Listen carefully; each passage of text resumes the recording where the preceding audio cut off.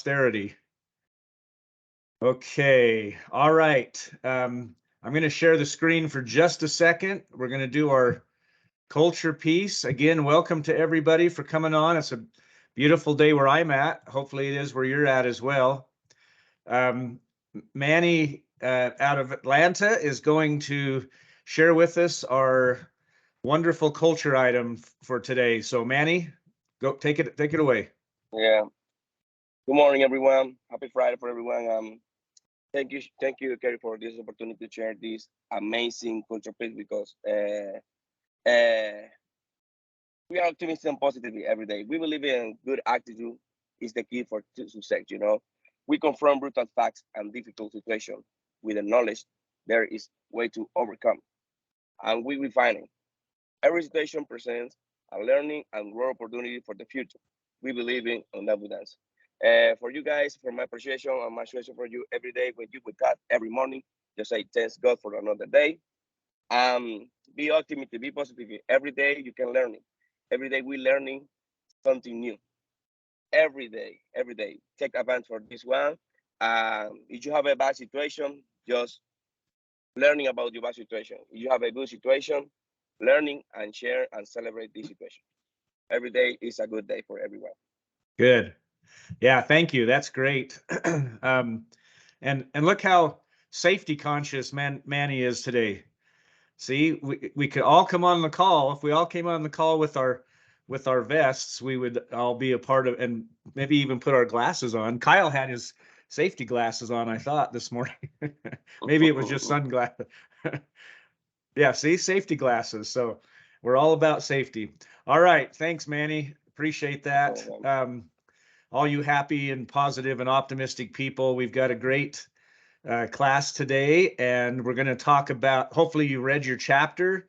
One of the things that we had from last week before we turn this over to Belinda, our facilitator today, is we talked a little bit about going back to your team or going back to your manager and scoring.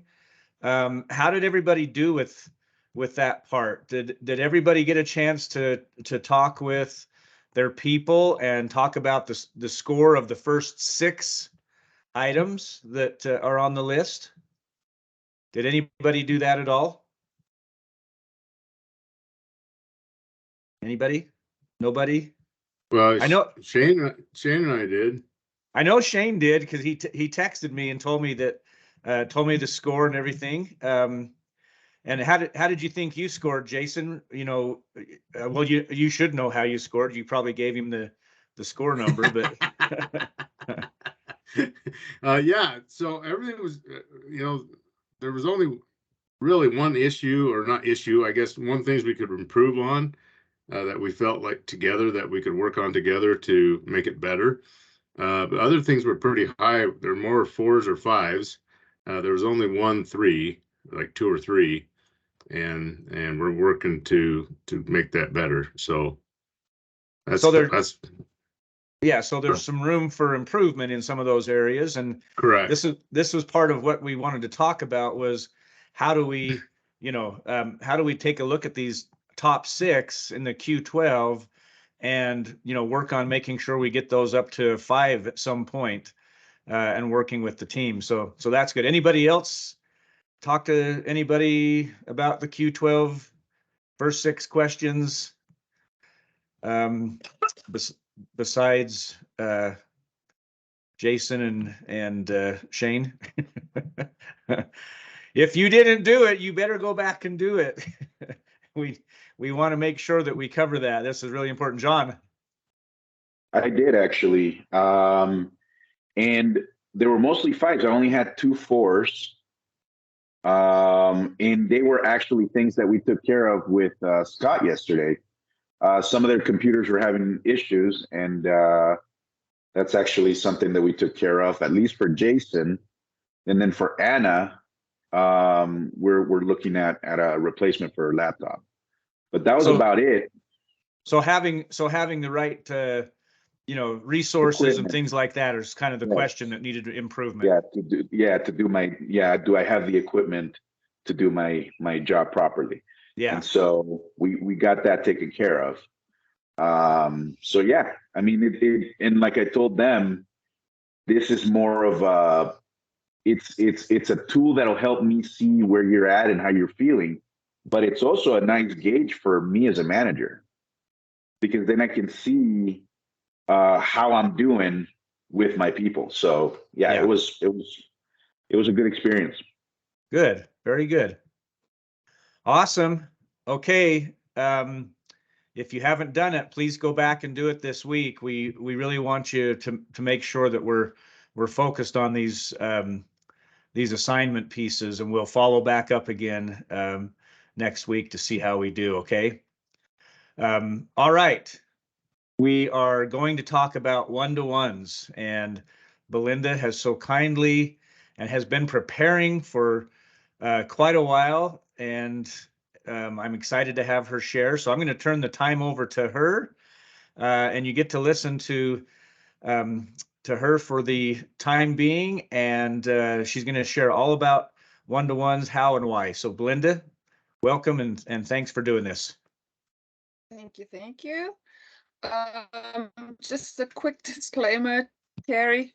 If my dog starts barking and you need to rescue me, I'm going to put myself on mute, and then you must just talk, okay? So I can get the dog to be quiet. Okay. Anyway, okay, so let me share. I thought I would make this easy on the eyes. So I put everything on slides. It's just a little easier to read. Can you all see this?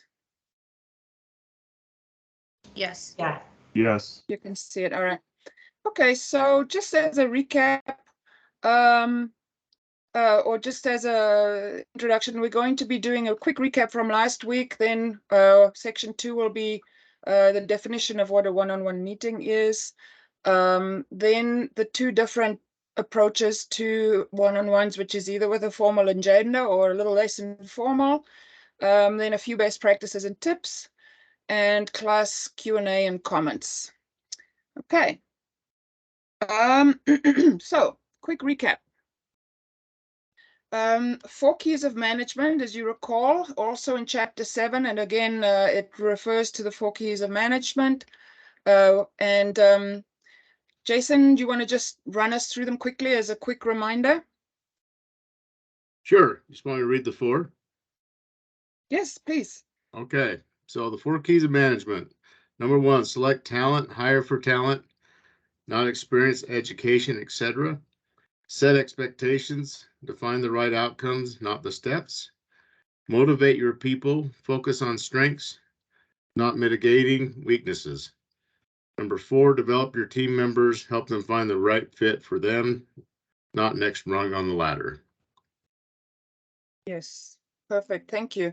So today, we're going to focus on the last 3 keys. And hopefully you guys have had an opportunity to take a quick look at chapter 7 in preparation for the conversation today.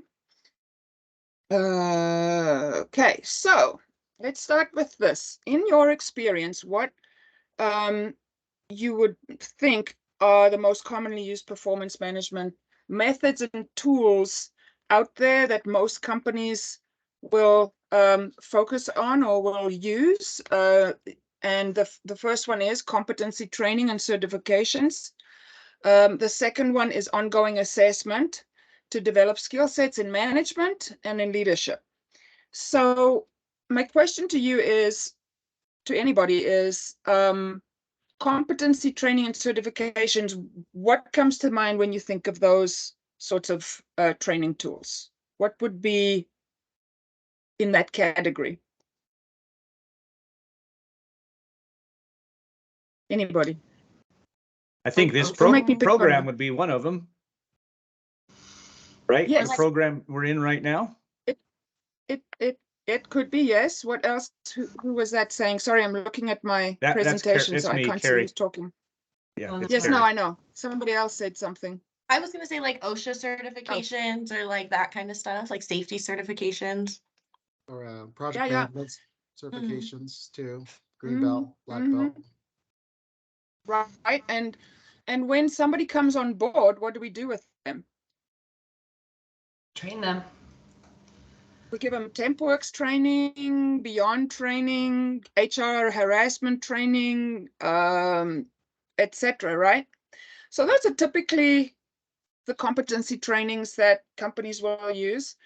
And then for ongoing assessment and skills management, performance management, what do companies normally fall back on and use?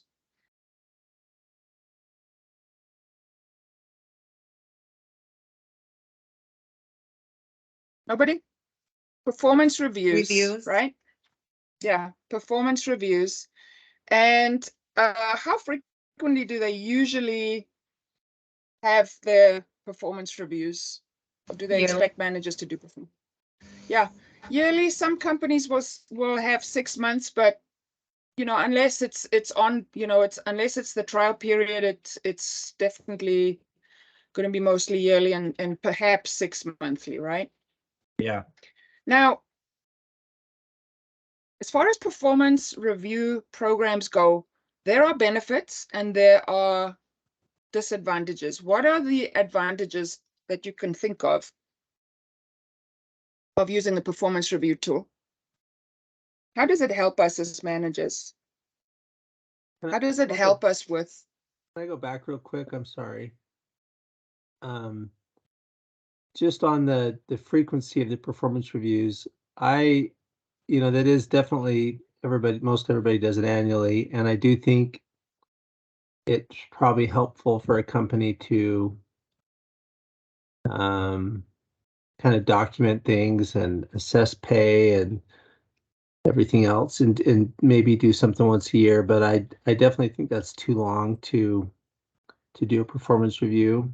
I remember in Steve Young's biography, he said, I did a performance review every 4 minutes, and he's basically saying every time he got the ball, and did another set it down, another down, it was a performance review. Now that's not quite true the way we're talking about it, and a lot of the strengths-based books that we study and use as reference here say, no, we need to have an ongoing one. Now that could be part of it weekly and it could be monthly, but I would say at the most quarterly. I don't think we should ever go more than a quarter before we have a performance review, and just make sure that we're on the same page. What are your goals? What are you working towards? How are you feeling about things here, like the Q12 maybe?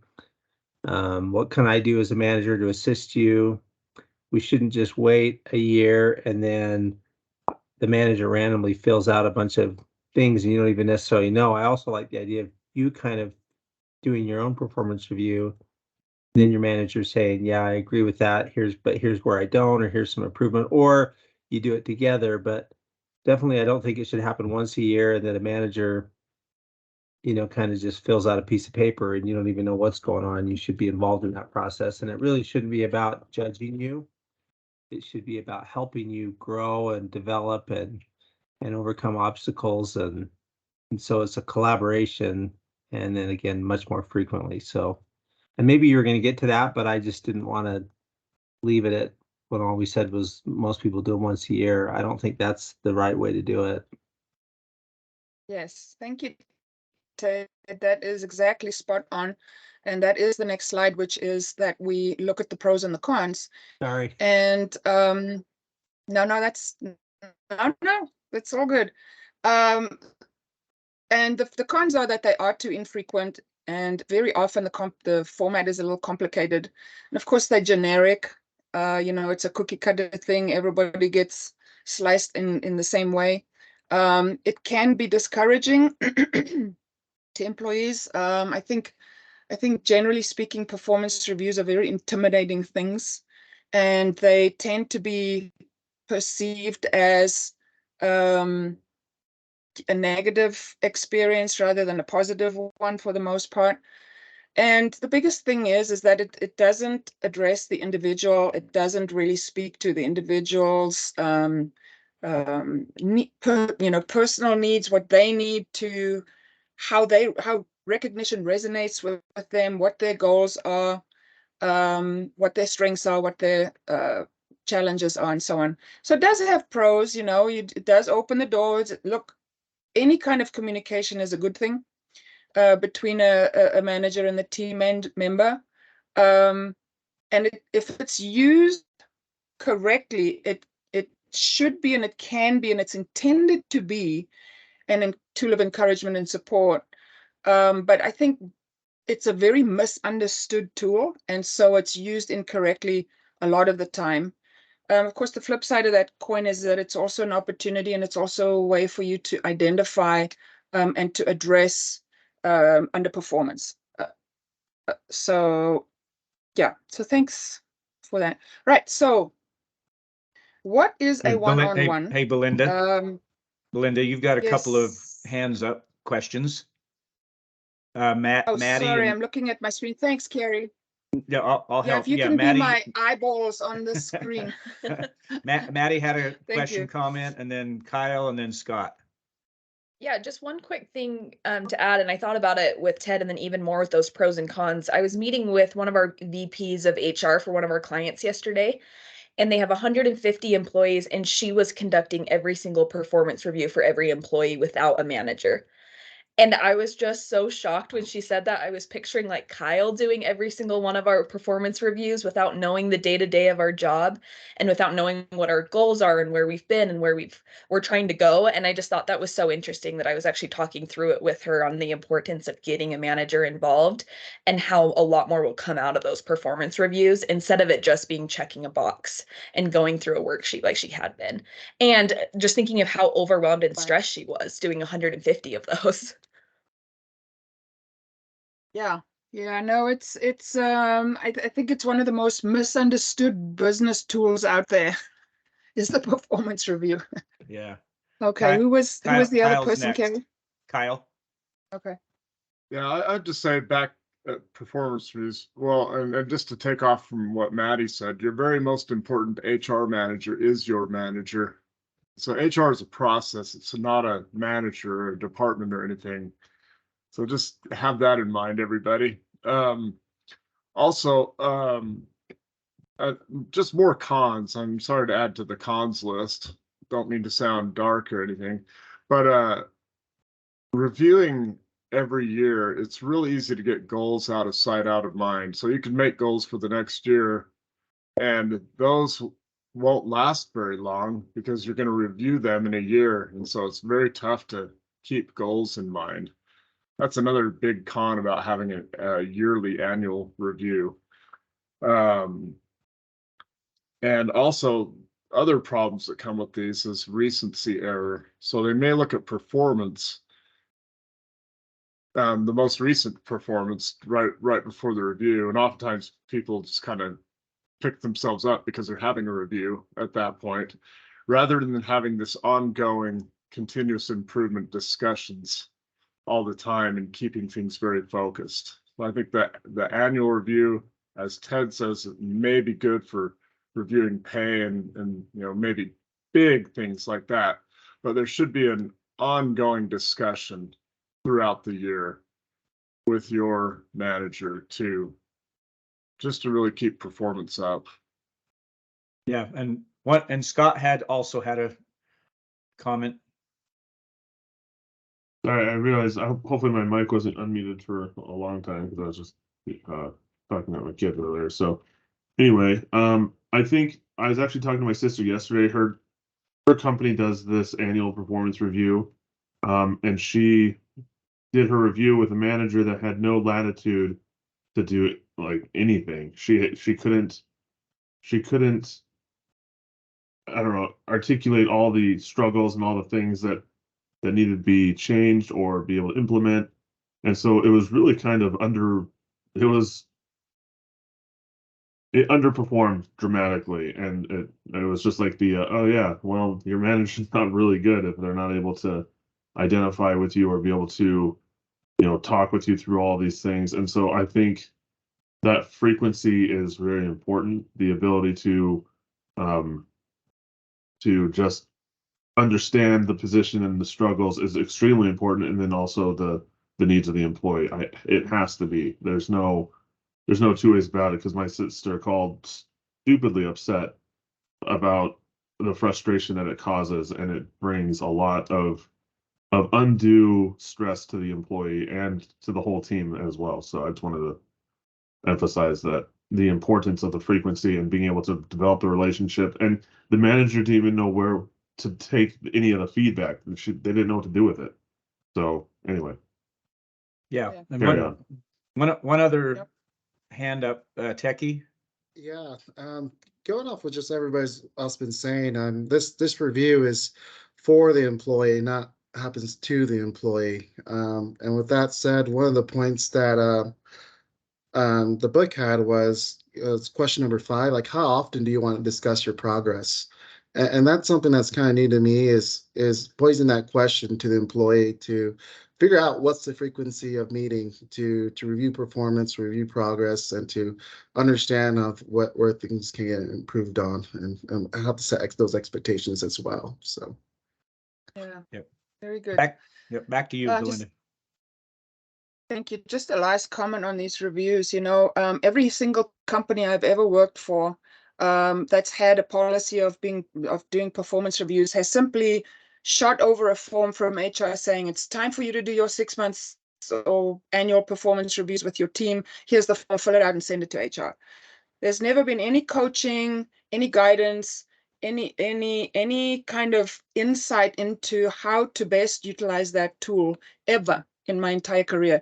And it's something that I do with my team, because we do performance reviews, but as the trades team can attest to you, is there's a conversation, there's a process in preparing for that experience and for that sit down, and it's intended to give the right perspective and the right insight, and to make sure that the meeting becomes a consultative experience, as opposed to somebody standing with a bat and beating you on the head with it, and the employee not having any input. So anyway, thank you for all those comments. Much appreciated. Let's jump on this next one. So what is a one-on-one? Scott, can you read it for us? I'm picking on you. Yeah, that's fine. Only if you go to the next slide, though, if you wouldn't mind. I can try and read it from here. I am But on the next. What I is a just see the one-on-one? Is employee. that not what you guys? Yeah, it's not. I It's see not the employee showing. performance review. I wonder if I've got internet issues. You may just unshare and reshare. Okay, let's try that. I mean, I can try and read the tiny print off the side, but that's not going to work too well. Okay, let's see. Share this window. What do you guys see? There you Alright, go. there we There go. you got it. Got it? Okay. All right. All right. A one-on-one is a scheduled, preferably face-to-face meeting between you and your team member. As the name implies, the participants in this meeting are just you and one person. Unlike other meetings, like those about status updates or employee performance, the one-on-one is typically less formal. It can address a wide range of issues, such as concerns and frustrations relating to work, or any inspiring ideas the employee may have to improve the team. Okay, thank you. So, anybody who wants to maybe just share why these one-on-one meetings are so very important and how frequently you think it's optimal to have them? Anybody? I will just jump in real quick. Thanks. I think this is Carrie. And I think for each individual, with what we try to do is either weekly, depending on the situation, or every other week. And the beauty of what we're doing, and as we mentioned in the very beginning when Ted was talking, when we have our PAT system working properly, and we can do a status update as an employee, we're actually doing a personal review. And then when we have our one-on-ones, we have these discussion items that become very, very relative to the situation. And so, but for me, it's typically weekly or every other week. So, and Jason had a hand up as well. Yes, Jason. Yeah, thank you. Yeah, I think it's important that we focus as we're doing one-on-ones. I've had experiences in the past where it's been a good thing, and it can turn into a negative thing with whoever your manager is. We got to focus more on the positive things that the employee is doing instead of just the negative. Like, you've got to fix this, and this, because then that becomes an experience for the employee of, oh, I don't want to do this one-on-one, whether it's weekly or every other week. And by the way, this isn't Carrie. Carrie does this very well, but it's just some past experience that I've had in the past that I had a manager that's all he focuses on is what we have to improve on.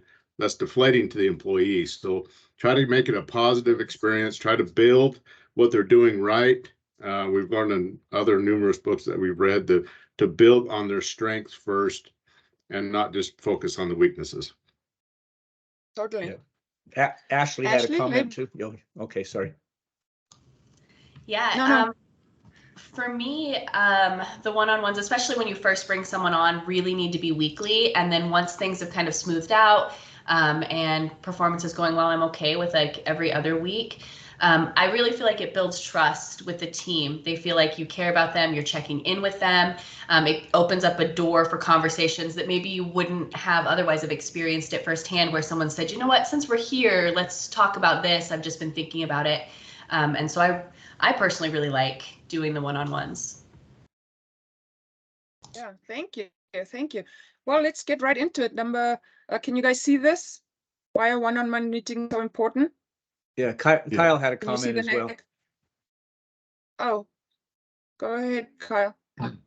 One-on-ones are also for relationship building. It's not just a performance tool.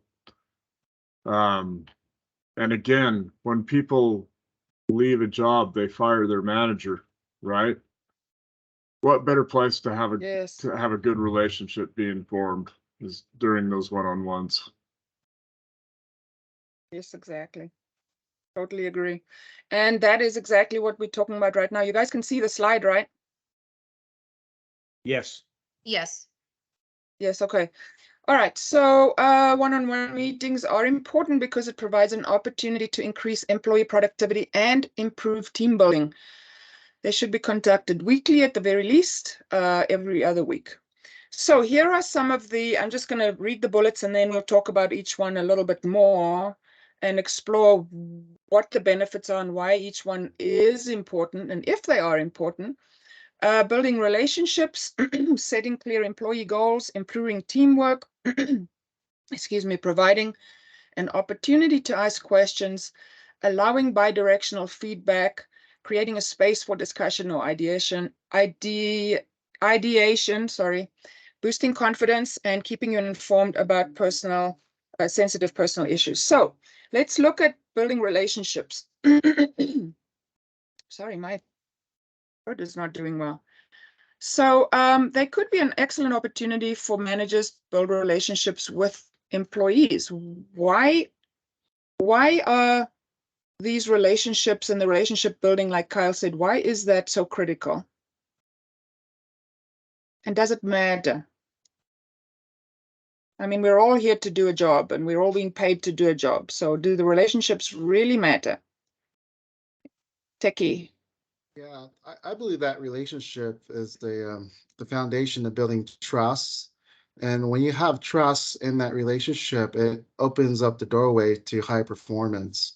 And when you don't have that trust, it breaks down communication, it breaks down performance, and it impacts everything overall. So I think that relationship is number one. Yeah, totally.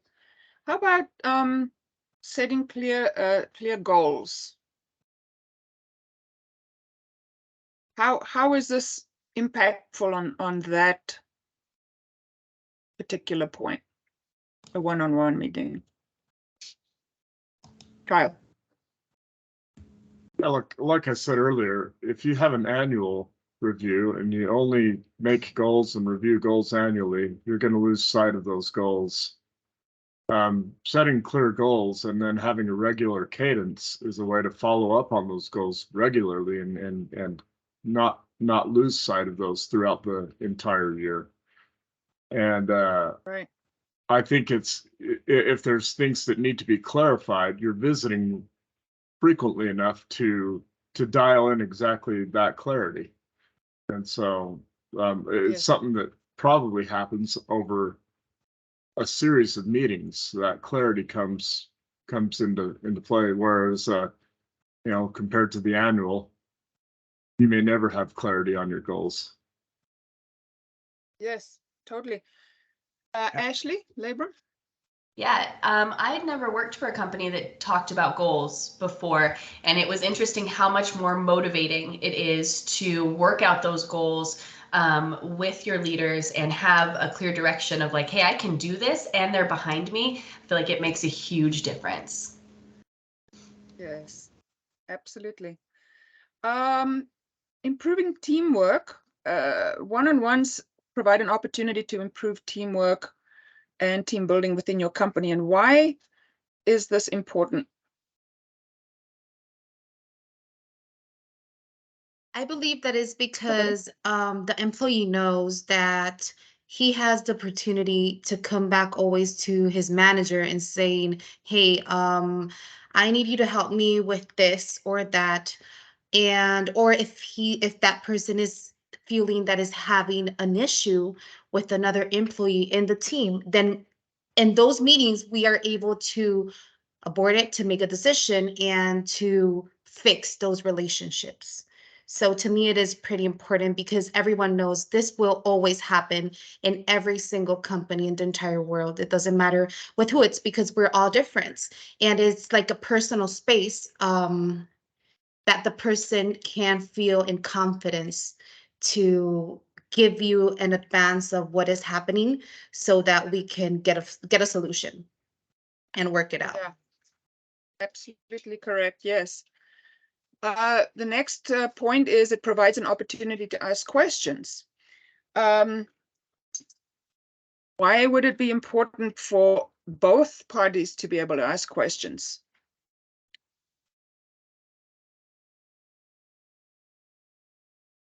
I think Well,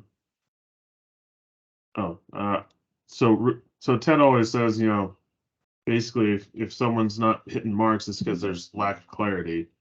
And I think that this is your opportunity to get clarity both ways, is you as a manager making sure your expectations are set and said, this is what I'm looking for.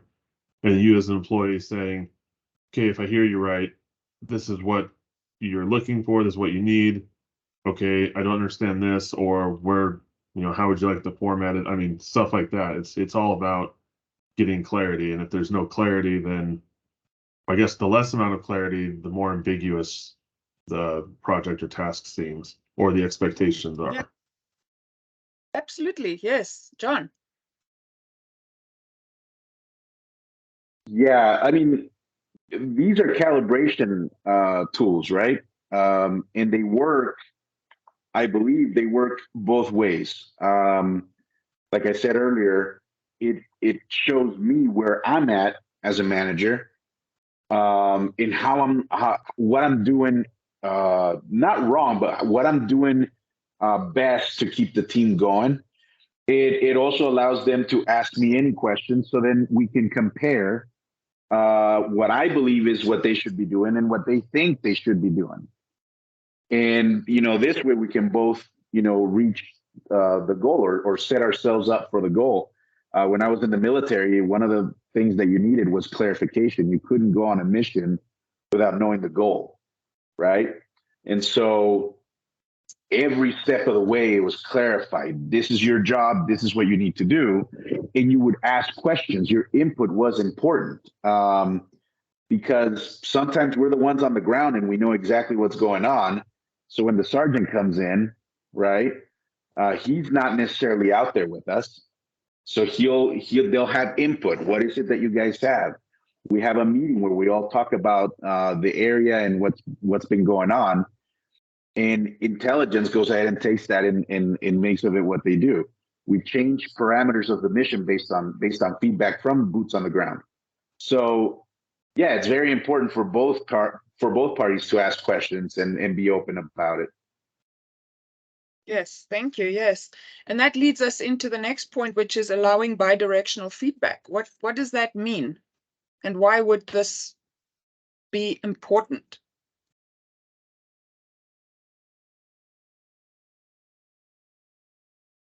Bi-directional feedback being To me, it is, I feel that this can help us as a team to create more and like an open and transparent communication environment. And it would always allow for constructive criticism, recognition, and this will help us to identify areas that we need to improve. absolutely 100%. It creates an opportunity for your team member to freely discuss their frustrations and their concerns regarding the workplace that you may not otherwise be aware of. And it provides an opportunity for you to give them concrete feedback and coaching on helping them improve how they perform and how they coexist with the rest of the team, and just build a positive environment for them to move back into when they leave the meeting, and try and move forward. Very good. Creating a space for discussion or ideation. Yes. Sorry, Shantae had a comment. Oh, I was just going to didn't see add to it that I think the annual reviews sometimes, not always, but depending on the manager, can be focused a lot on the employee performance, and a lot of feedback is given about the employees' goals and performance and how well they're doing. But I like the one-on-one because that's an opportunity also for the bi-directional feedback to go both ways, and it provides an opportunity for the employee to give the manager feedback on maybe a better Yes. way that they prefer to be managed. And as managers, Absolutely. you know, it's good to remain open during those conversations and ask employees, how am I doing as a manager? Yes. What can I do better for you? Are you liking the way that our one-on-one meetings are going so far? Do you have any feedback for me on how we could do things differently? Yeah, totally. Yeah. Which yes, which totally that boosts confidence, of course, which is the skip button there, but creating a space for discussion and ideation ties in exactly with what you just said. And having this space where you can give them a voice and give them an opportunity to share and become a little more vulnerable, I think is tremendous in building the trust, right? Which again, the next button is boosting confidence, and that's how this happens, right? Any more comments there? Anyone wants to add? I kind of skipped on a couple of buttons here. Okay. And then very, very important part of building the trust is in my opinion, is the very last button, the last bullet point, which is keeping you informed about sensitive personal issues. Why do you guys think this might be important? I know what I think, but let's get some feedback from you guys.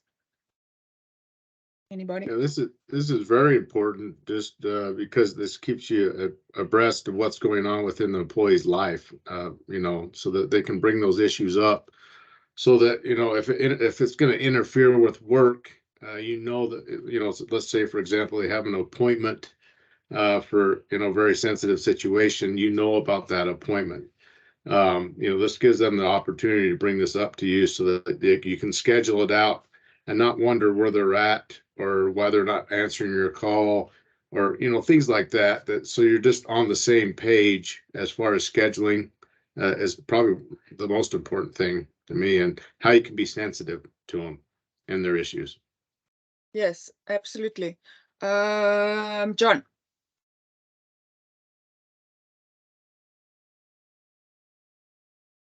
You're muted. Yeah, sorry guys. Yeah, exactly what Jason just said. Performance from an employee could be it could be affected by very many different things, including personal life issues. And if we are not in tune with what's going on with our employees, and we don't know how they're doing, how they're feeling.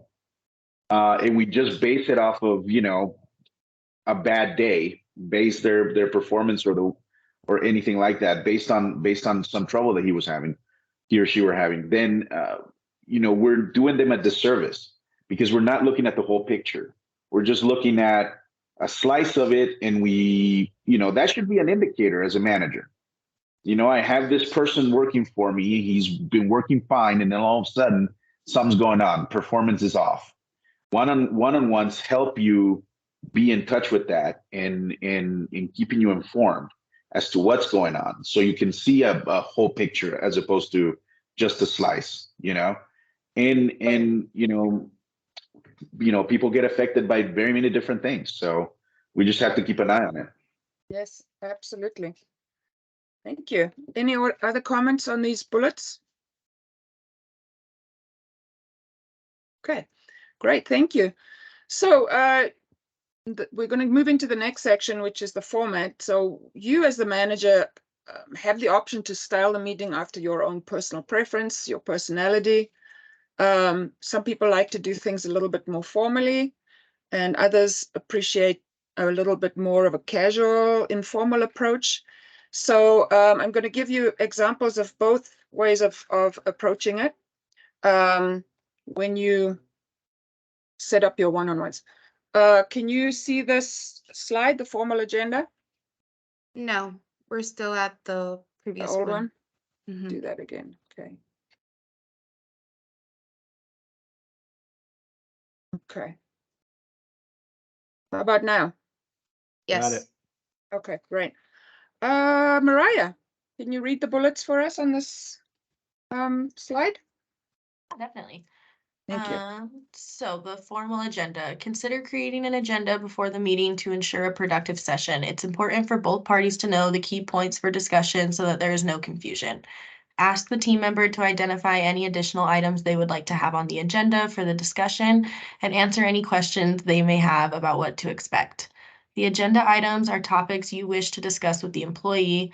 It's not necessary for all of the items to relate directly to the theme. One-on-ones commonly begin casually, call back to the previous meeting, and then move on to the main topics. You can prepare the agenda and consider emailing it to the person ahead of time or just add it to a calendar invite. And remember to open the meeting with a few minutes to focus on culture.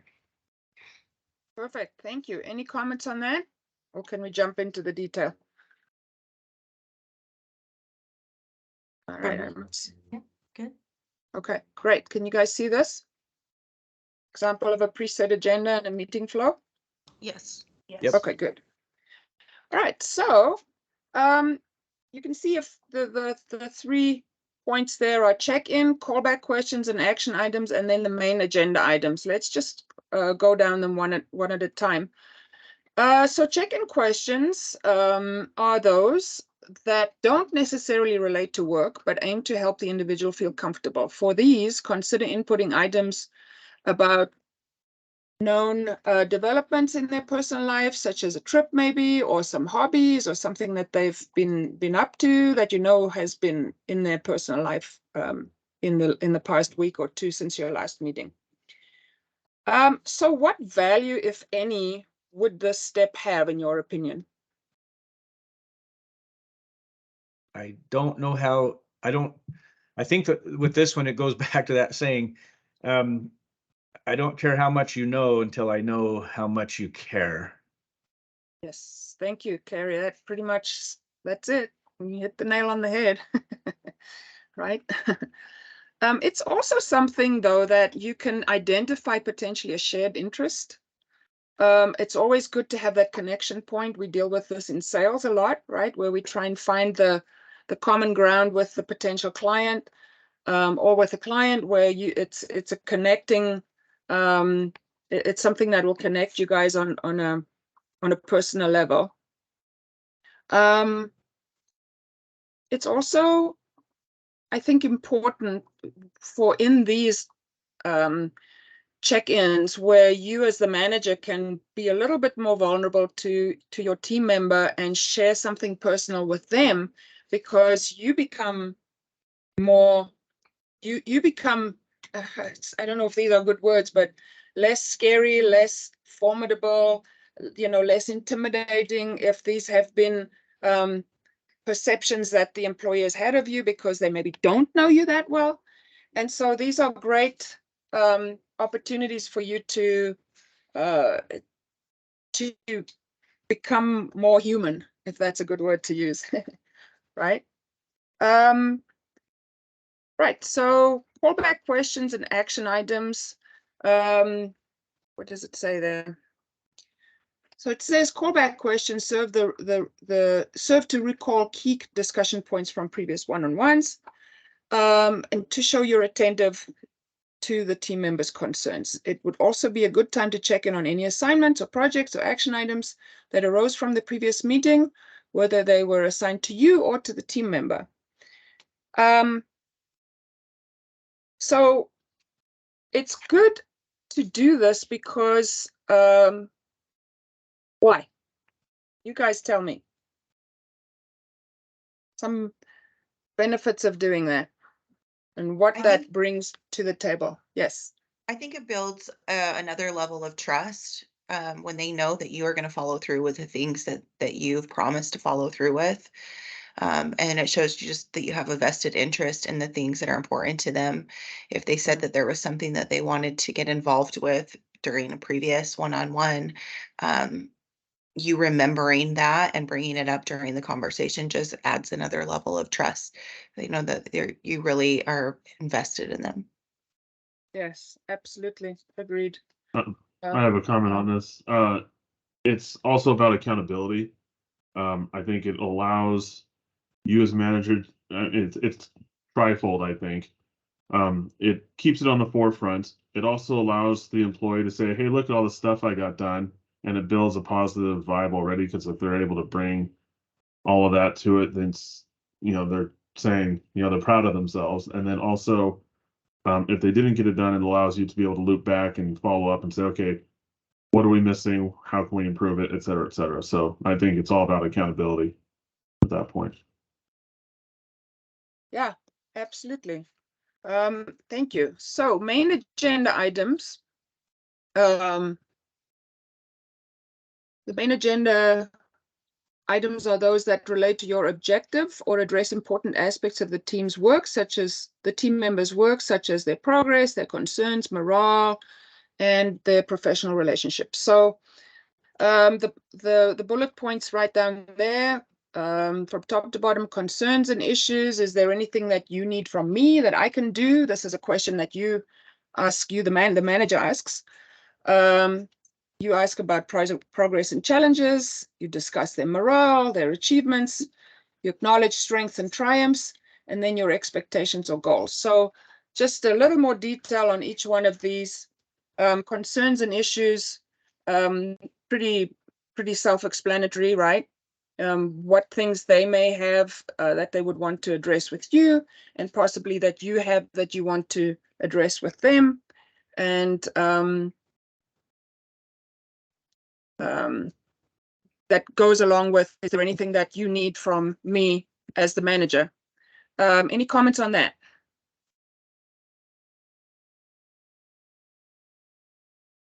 No? All right. All right, next one, ask about progress and challenges. Asking the person how they evaluate their professional growth can give you an idea about their self-regard and attitude towards work. And again, it's a great opportunity to refer to Q12 questions. For example, give us a few examples, anybody?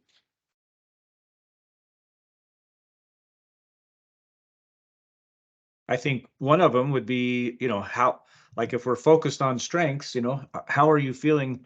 Are you able to use your strengths every day in the job? And, it really opens up that, because, people, again, it's part of our goal to make that happen. And it should be exciting for them to be able to say, hey, I do get a chance to use my strengths and talents every day with this company. And so it really opens up that deal. Are you able to do that? That would be one of those questions. Yeah, totally.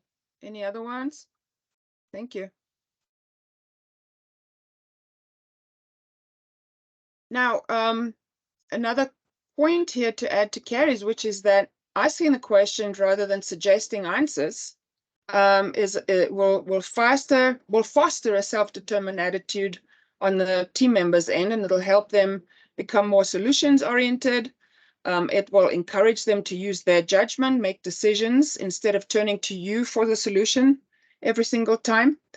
And again, it'll show that you're interested in working with them. And this approach is empowering for them because it shows that you've got confidence in them and that you trust them. And that's a huge part of this whole thing, is the building of the trust. Any comments on that? Okay, so the next one, discuss morale. These issues are more personal than goals and challenges. But they are important to discuss because of the impact that they can have on the person's satisfaction and their performance, just like John was mentioning. It can be sensitive to some employees. So if you're not sure how they will react, perhaps it's something that you want to speak to indirectly. For example, maybe there's been recent changes in the company, and you want to ask them how they feel about it and what you can do to foster a more collaborative environment for them, and how they would improve on specific processes to make them more enjoyable, and see how they respond to this in general. And perhaps that will encourage them to come out with more, with things that are bugging them, that are bogging them down, that, is making them feel discouraged or whatever. So you're not poking them directly, but you're facilitating, you're opening the door for them to be able to share things that are discouraging to them and that has gotten them to not feel positive about things. Achievements, of course, refer to successes or instances in which the team member demonstrated their strengths. And it's always good to have examples of, oh, I see there's a typo, sorry. To have examples of their achievements and to acknowledge achievements and to celebrate achievements.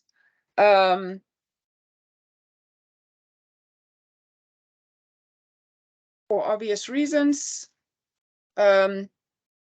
especially if they had to deal with, and this happens a lot, if you know that there was an incident with a client or things got a little hairy, in the recruiting pool, or, on a sales issue, and maybe there was risk of losing the client, and they were able to navigate through that. I mean, those are huge things for us in our business. And I think it's important that we take an opportunity to acknowledge what that person did for the team and for the business by overcoming that obstacle and resolving that conflict that was out there. Any comments on that? Let me see the screen, or will you keep moving? Okay.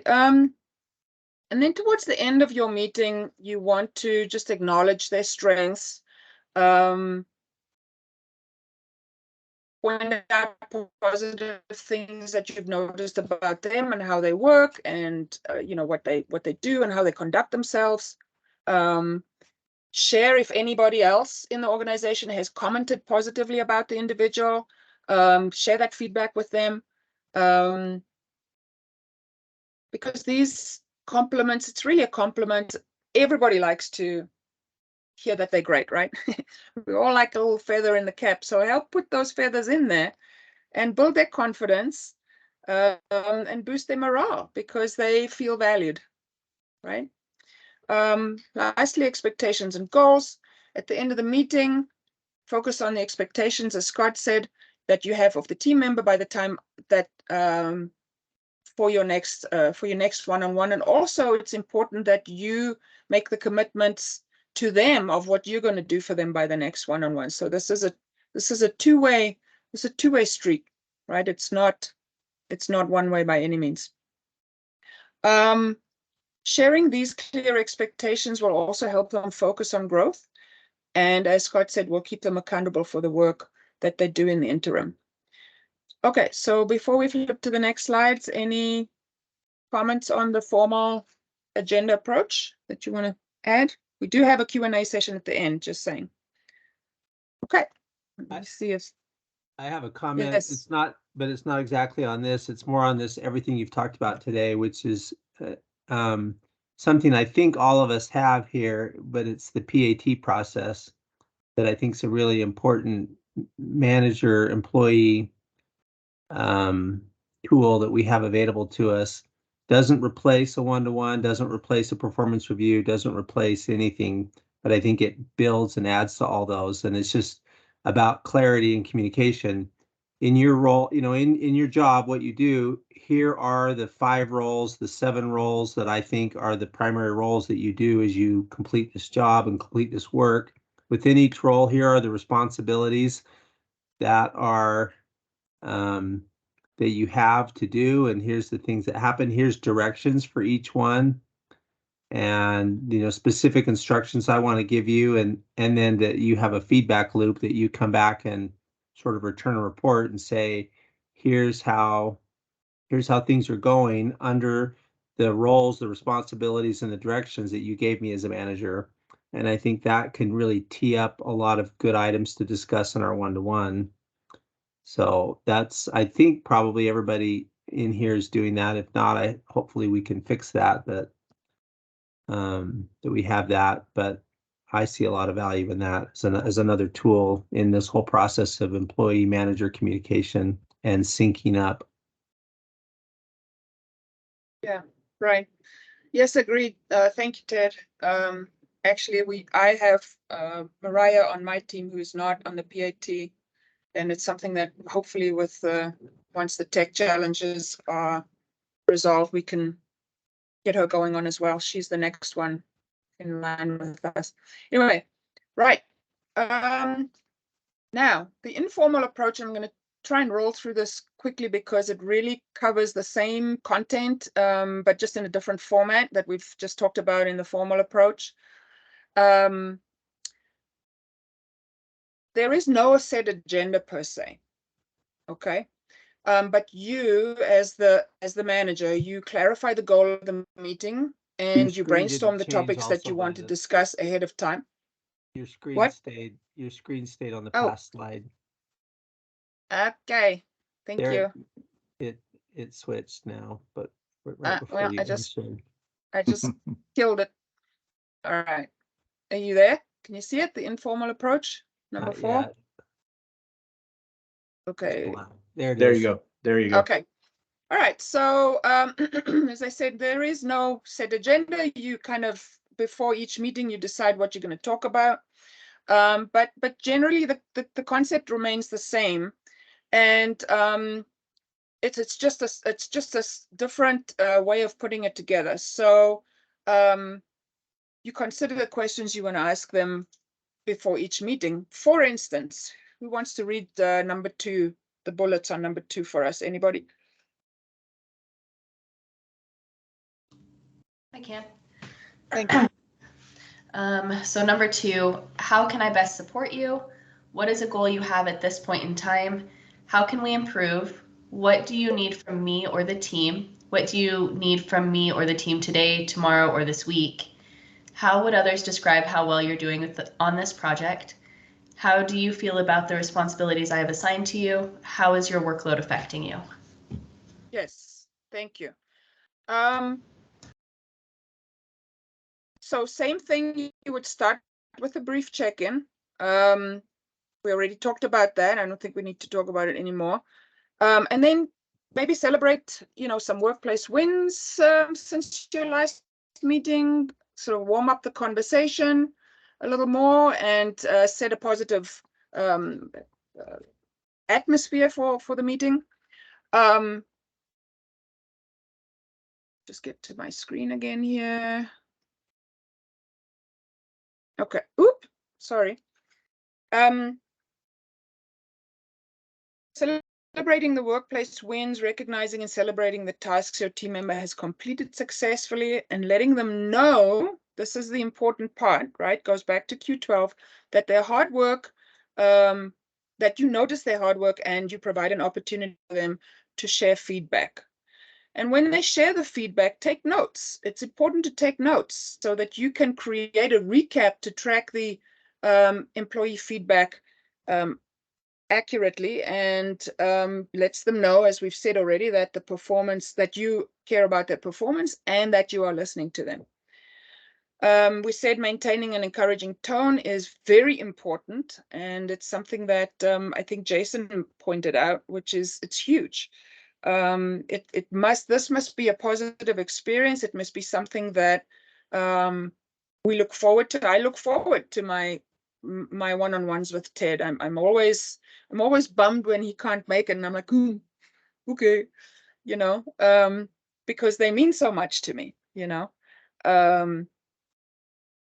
Okay, and then you close with a summary of the discussion, and my notes here are that you summarize the major points by referencing your notes, and you ask for any clarification on the feedback discussed, and provide a chance for any last-minute comments.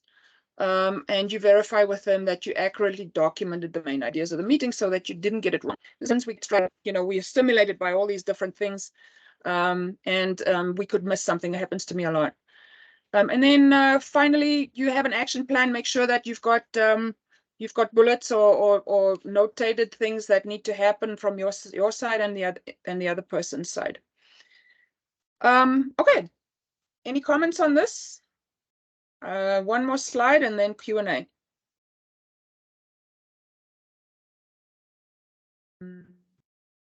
Nothing? Okay. All right. Best practices and tips. Can you see it? No, you'll need to. I just have a really slow connection here.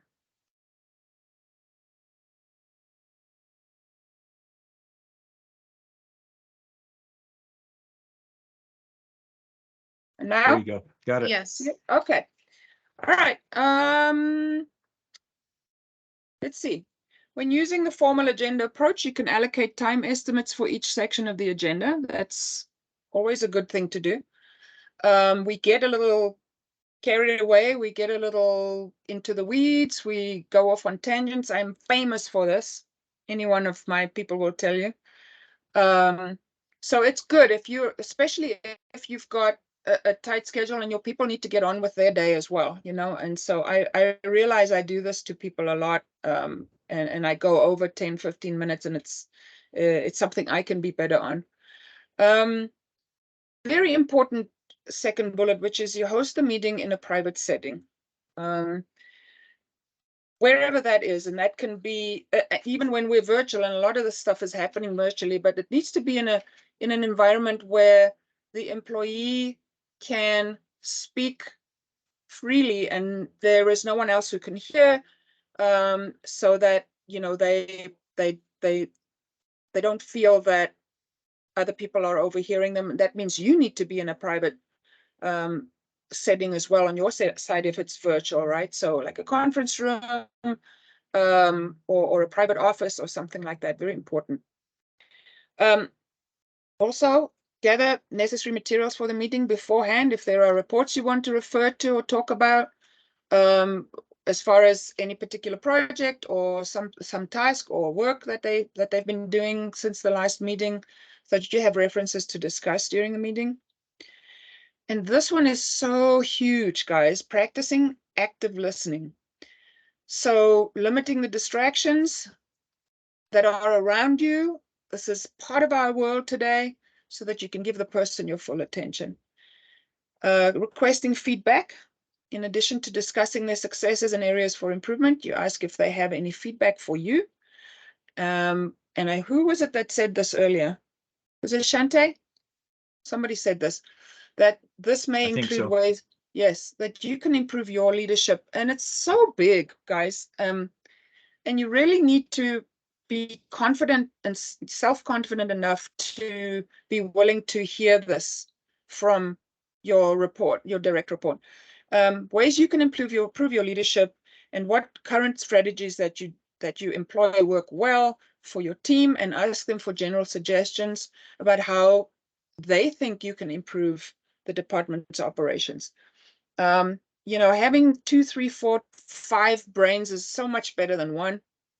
And I think that it's delusional to think that yours is the only brain that knows the best way to do things, because you're the guy in charge, right?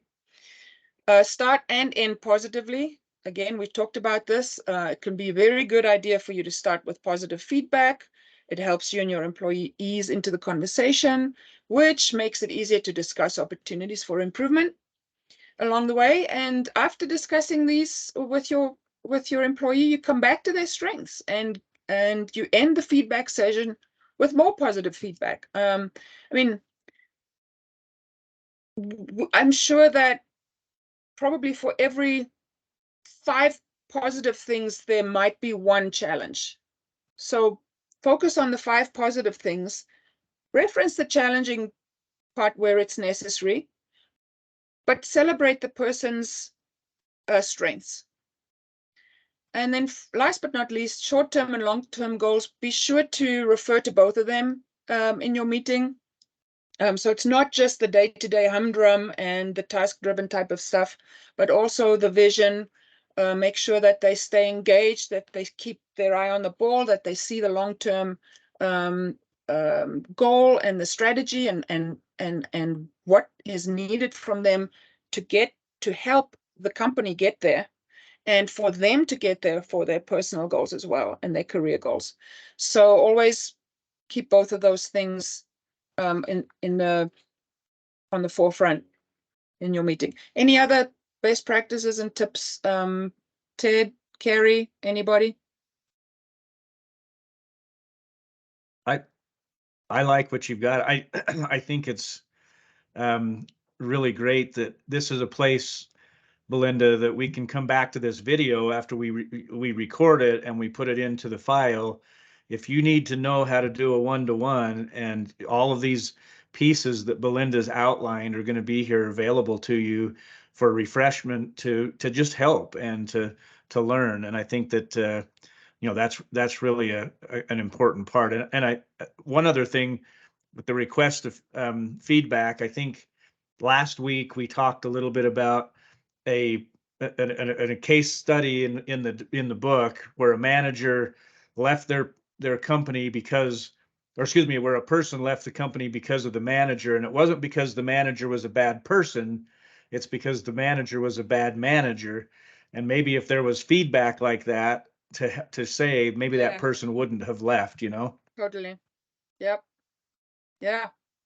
I'll Absolutely. just make one comment.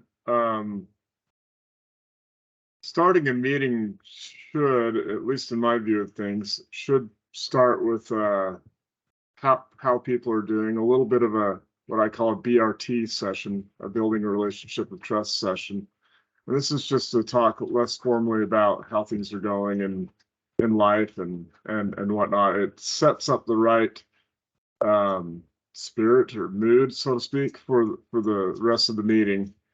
And I think that's a great, instead of just jumping right into issues. I mean, culture is a great way to start, of course, the way we do things here.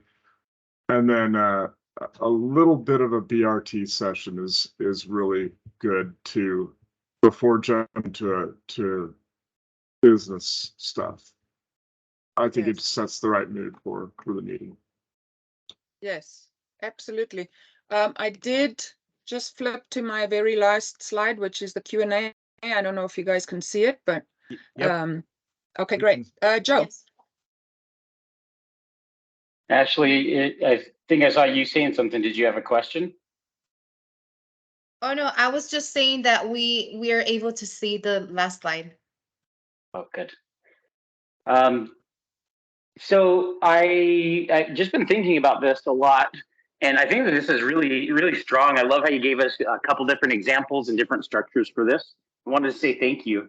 The comment that I wanted to add was, if you guys are looking for some good, insight to the 1 minute manager or the new 1 minute manager, there's one thing that's probably has meant the most to me And it kind of goes along with the Q12 where I've received praise in the last week.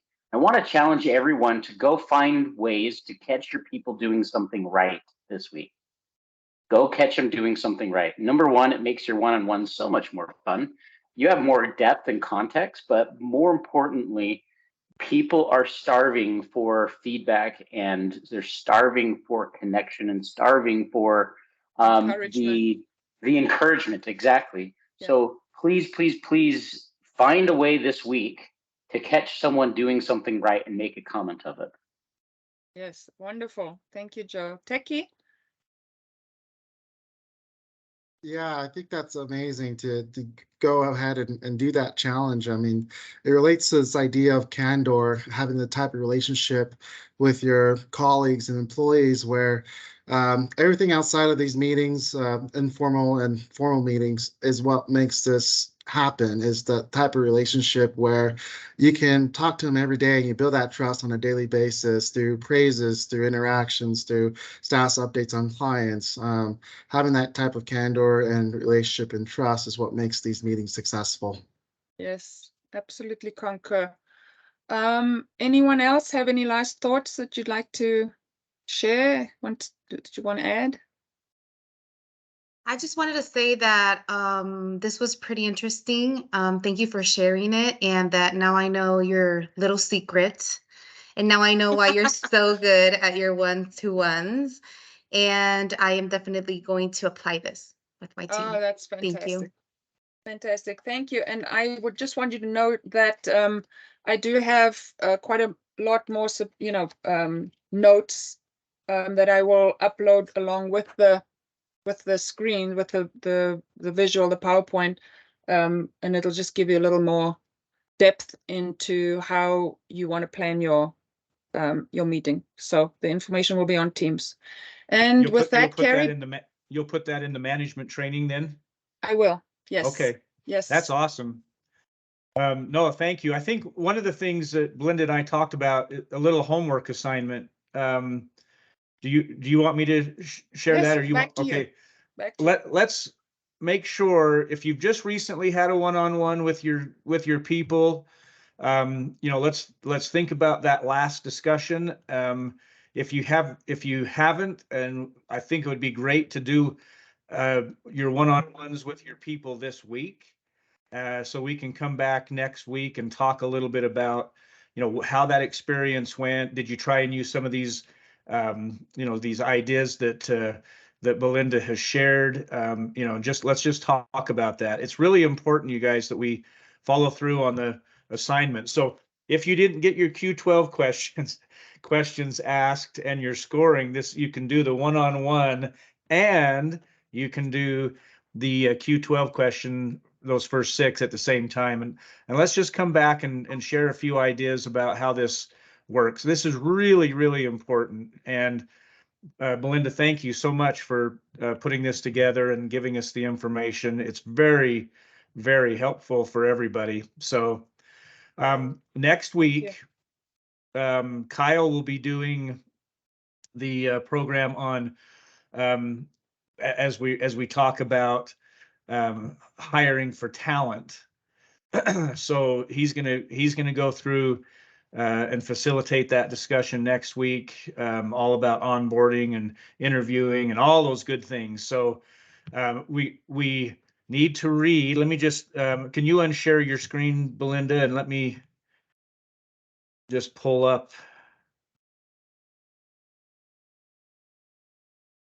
one real quick here. Sorry. Just so I make sure that everybody's on the same page with what we're doing. So we will be doing the truth number 5 next week. A homework for this week, chapter wise, is to read chapter 3. And we've already read chapter 7. And if you haven't, go back and make sure you read it. But read chapter 3 and 7 in First Break All the Rules.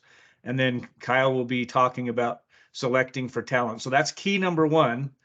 We're going to go through these in the next few weeks, So we've got key number 1, number 2, number 3, and number 4 in detail. So Kyle's going to take that one. So make sure you read that and be prepared, and then do your one-on-ones, and let's have a discussion about how those one-on-ones went. Okay. Thank you so much. It was a great discussion. I appreciate everybody doing that and helping out. So Ashley Hosang, did you have a comment? Yes, I just wanted to finish the meeting. Juan just called me and I have a celebration. He just passed his OSHA 30 test, so I'm so Yay. happy right now. And yes, I just wanted to finish the meeting with a positive thought. Good. Thank Good you. job. Very good. Thanks, everybody. Have a great weekend. We'll see you soon. Bye-bye.